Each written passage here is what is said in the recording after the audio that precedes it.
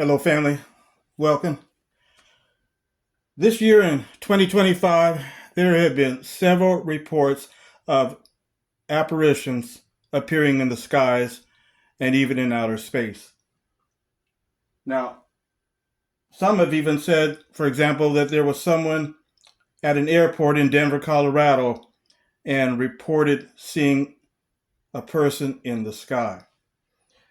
Now, this phenomenon has a term. It's called pareidolia, the term for seeing apparitions or figures in clouds. It's a psychological phenomenon where the mind perceives recognizable patterns like faces, animals, or objects in random or ambiguous visual stimuli. So we're going to look into this today and talk about this. Why have there been so many of these reports that have been coming out of apparitions appearing in the skies and even in outer space? Are they real? Are they fake? Is it AI, Photoshop? Or is it the real thing? Now, here's the example of, as I said, someone who was at an airport in Denver, Colorado, sometime this year and reportedly saw this in the sky and he took a picture of it. And so many people are saying that this looks like an African American man, a man with an afro. Some are saying that it looks like possibly Yahshua. I don't know. But that's what's been floating around, for example, in this regard. What do you think? But also, in July 2025, so this here is what has been reported as of July 2025. An interstellar comet entered the solar system called 3I Atlas, described as a fast-moving rock the size of Manhattan Island, New York, and on a perfectly aligned trajectory to four of our planets and the sun, which has never happened before.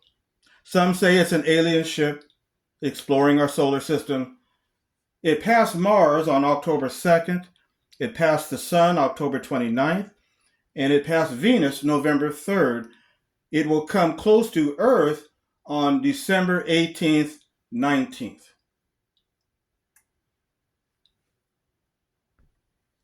Now, pictures recently taken seem to show that there are some rocket boosters emitting plasma, some say. Now, rumors are spreading that NASA has activated some kind of planetary Earth defense system. Is all this true? But more importantly, do the Bible prophecies say anything about these strange events, particularly the prophecy about the Great Tribulation? Well, on this channel, we have consistently stated and proven by Scripture that the Great Tribulation will start with the sudden worldwide attack on all forms of false religion by the scarlet-colored wild beast, the UN, according to Revelation chapter 17. Now, did NASA recently activate a planetary Earth defense system? And what does the Bible say about apparitions and celestial phenomenon in the skies in connection to the Great Tribulation? Well, let's take the first question first. Did NASA recently activate a planetary Earth defense system? Well, AI says no. NASA did not recently activate a defense system. This claim stems from misinterpretations of the International Asteroid Warning Network, the IAWN's observation campaign for the interstellar object 3I Atlas.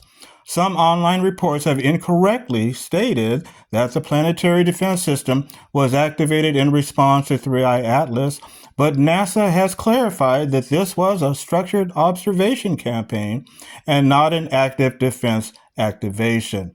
So they're saying that this is misinterpretation. Okay.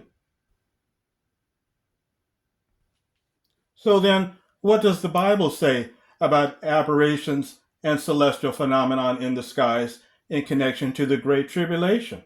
Well, let's read Matthew chapter 24, 29 through 31, and Mark chapter 13, 24 through 27. Well, here in Matthew 24, verses 29 through 31, it says, "Immediately after the tribulation of those days, the sun will be darkened, and the moon will not give its light, and the stars will fall from heaven, and the powers of the heavens will be shaken, and the sign of the Son of Man will appear in heaven, and then all the tribes of the earth will beat themselves in lamentation, and they will see the Son of Man coming on the clouds of heaven with power and great glory.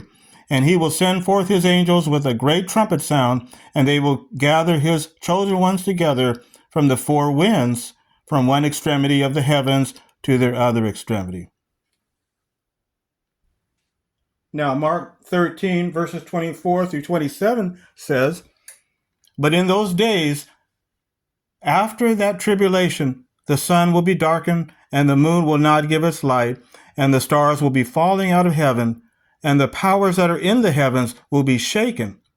And then they will see the Son of Man coming in clouds with great power and glory. And then he will send forth the angels and will gather his chosen ones together from the four winds, from earth's extremity to heaven's extremity." So we see in both scriptures, it says after the tribulation, the stars will be falling out of heaven, the sun will be darkened, and the moon will not give its light. And then after that, the Son of Man will be coming on the clouds of heaven. So all this is going to happen after the tribulation, what Scripture says. Well, the Great Tribulation hasn't happened yet. There's been no attack on Babylon the Great, the world empire of false religion. So what then are all these reports now of strange sightings in the sky and in space? Are they from God or are they from the demons, which include military false flags? Which are they? The answer, we don't know right now. We need to test these apparitions to see if they fit with the written prophecy of the Bible or if they do not fit the written word of Yah. We have to remember that, yes, Yah can do these things. We know that. But also, the demons can do them too. For example, when the Hebrew woman Mary had given birth to the foretold seed of Judah, the infant Yeshua, King Herod told the three wise men astrologers to go search for the child and report back to him. Why? Because Herod wanted to kill the infant, the foretold seed. How did the three astrologers finally find Mary's home? A star began moving in the sky. The wise men followed it, and the star stopped right above the house. That was the demons who made that star move to the exact location of Mary and Joseph's house.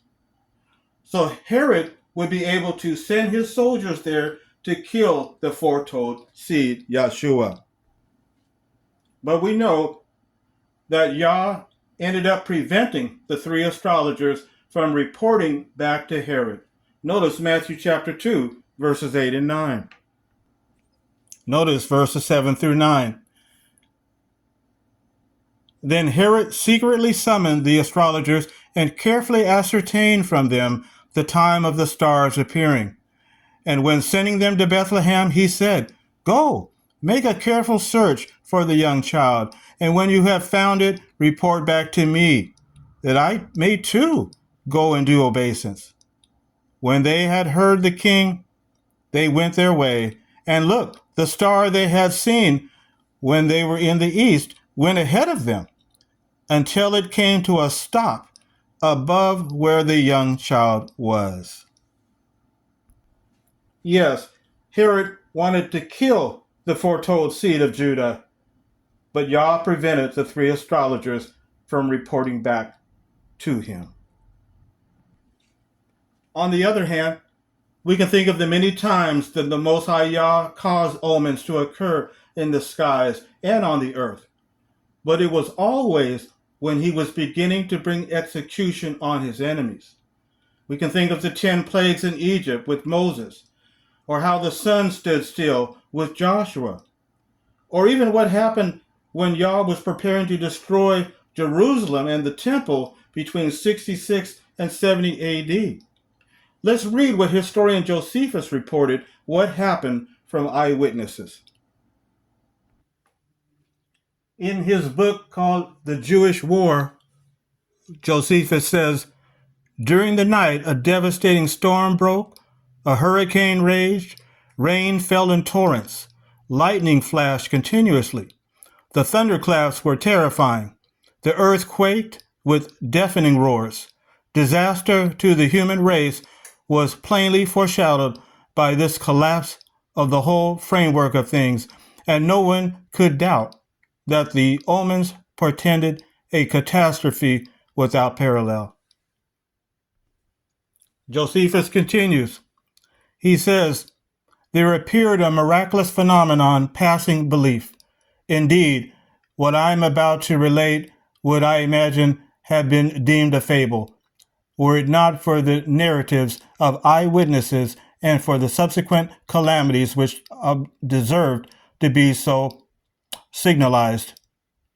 For before sunset, throughout all parts of the country of Judea, chariots were seen in the air and armed battalions hurtling through the clouds and encompassing the cities. Josephus continues. He says, so it was when a star resembling a sword stood over the city, Jerusalem, and a comet which continued for a year. This was during the time, 66 AD, when the Roman armies came up on Jerusalem on Passover day. On the day of the festival is when the soldiers came.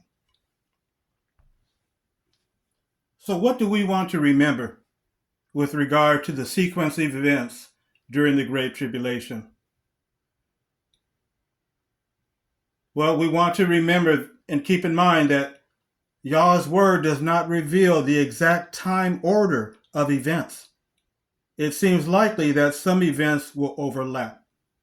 We want to remember when the Great Tribulation breaks out and false religion is suddenly attacked by the armies of the wild beasts, the UN, during that time, the preaching of the good news will no longer be going on.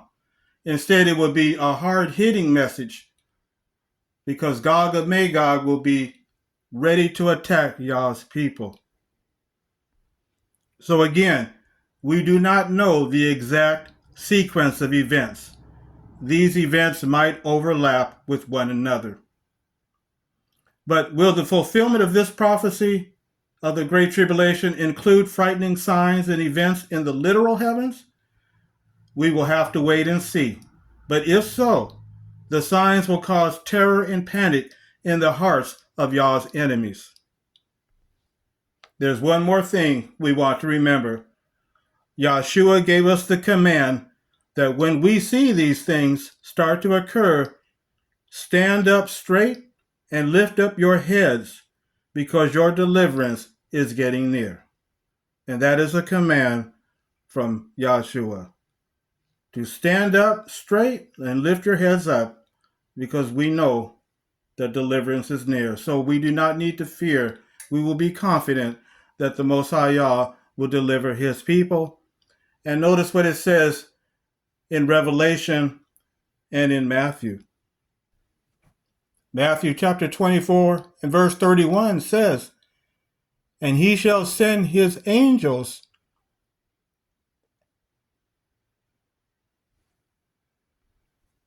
with a great sound of a trumpet, and he shall gather together his chosen ones from the four winds, from one end of heaven to the other.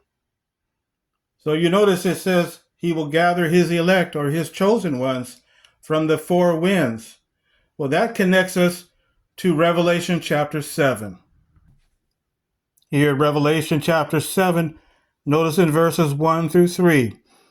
And after these things, I saw 4 angels standing on the 4 corners of the earth, holding the 4 winds of the earth, that the wind should not blow on the earth, nor on the sea, nor on any tree. And I saw another angel ascending from the east, having the seal of the living God. And he cried with a loud voice to the 4 angels to whom it was given to hurt the earth and the sea, saying, Hurt not the earth, neither the sea, nor the trees, till we have sealed the servants of our God in their foreheads. And as that scripture goes on to say, it talks about the 12 tribes of Israel, 12,000 from each tribe. But then notice what it says next in verse 9. After the 144,000 have been sealed and gathered together from the 4 winds, verse 9 says, After this I beheld, and lo, a great multitude, which no man could number, of all nations and kindreds and people and tongues, stood before the throne and before the Lamb, clothed with white robes and palms in their hands. And verse 14, And I said unto him, Sir, thou knowest. And he said to me, These are they which came out of great tribulation, and have washed their robes and made them white in the blood of the Lamb. Yes, a great crowd of people will survive this worldwide catastrophe. They will survive the great tribulation and live here on a paradise earth, while the 12 tribes of Israel, the 144,000, will serve as kings and priests with Yahshua in heaven in New Jerusalem. So as far as these signs and these omens and apparitions that are being reported now, we don't know if that is part of the prophecies or not. We will have to wait and see and test them to see whether if they fit into the Most High Yah's prophecy. But what we do know is that when that great tribulation starts, there will be signs in heaven, in the sun and the moon and the stars, and Yah's enemies will be quaking with fear. But we will stand erect, lift up our heads, because we know that our salvation is near as we survive that great tribulation. Thank you, friends, for letting me share this with you. And I'm working on another video. I'm hoping to come out in December. I'm thinking I'm going to have it out in December 17th before this 3-Eye Atlas is supposed to come near Earth on December 18th or 19th. I'm going to have my video out before that.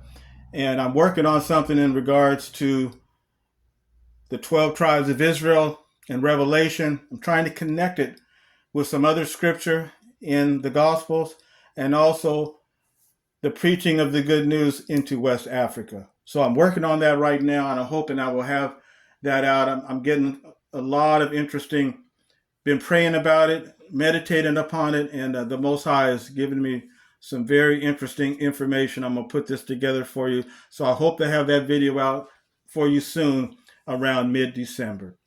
Okay then, friends, until next time, y'all please be safe.